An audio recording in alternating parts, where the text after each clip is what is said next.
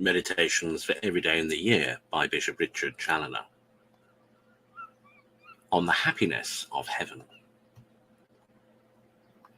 Consider first and ponder well those words of the Apostle, 1 Corinthians 2, verse 9, that, quote, "Eye hath not seen, nor ear heard, neither hath it entered into the heart of man, what things God hath prepared for them that love him." Close quote. Oh, what then must this happiness of heaven, what must this eternal glory be, which so far exceeds all our thoughts and conceptions? God is infinite in all his attributes, in his majesty, power, wisdom, justice, etc. But his goodness and mercy, his liberality, bounty, and magnificence in his gifts and rewards overflow, as it were, the banks, and show themselves in a most extraordinary manner above all his works.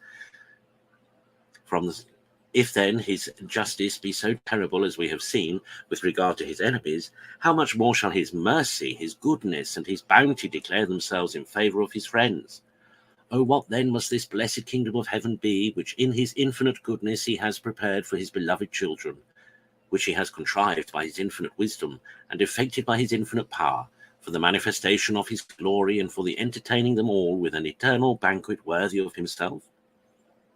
Consider, secondly, that if by the cost and price of a thing we may guess at its worth, we cannot make too advantageous a judgment of the happiness of heaven, the purchasing of which has cost the precious blood and life of the Son of God himself, which is indeed an infinite price, and which, notwithstanding his purchase, is not to be obtained by us without much pains and labour, without many crosses and sufferings, and without giving up our whole selves in exchange for it. And after all, though we were to labour ever so hard all our lifetime for the acquiring of it, and should give ourselves and all things else for it, yet our labours and all, and whatsoever we can give, bear so little proportion with the greatness of this happiness, that we are said even so to receive this water of life at free cost.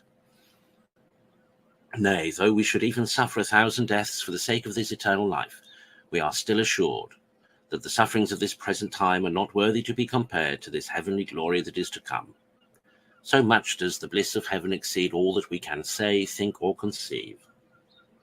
Consider, thirdly, the definition divines give of beatitude, or eternal happiness, when they term it a state made perfect by assembling together and comprising in itself all good things. Status omnium bonorum aggregatione perfectus. That is to say, a permanent and everlasting state, replenished with all that is good, without the least mixture of evil, a general and universal good, comprising at once and forever all manner of good things, filling brimful the vast capacity of the affections and desires of the soul, and eternally securing her from all fear or danger of want or change.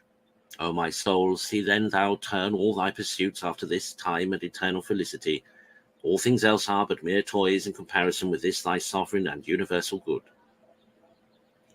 Conclude with most humble and hearty thanks to the infinite goodness of God, who before thou wast born hath prepared such an eternal happiness for thee, and provided all necessary means for thee to obtain it. But resolve at the same time to be diligent in the use of all these means of thy salvation.